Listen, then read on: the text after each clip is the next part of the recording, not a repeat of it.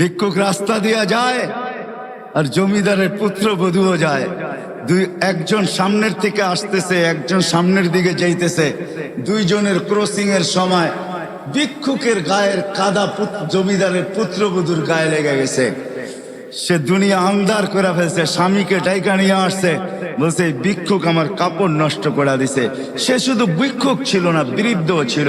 বৃদ্ধ ছিল না শুধু, জীর্ণ ছিল, শীর্ণ ছিল, শরীরে কাপড় ছিল না, ফাটা চিরা কাপড় ছিল, পায়ে জুতা ছিল না, পেটে ভাত ছিল না।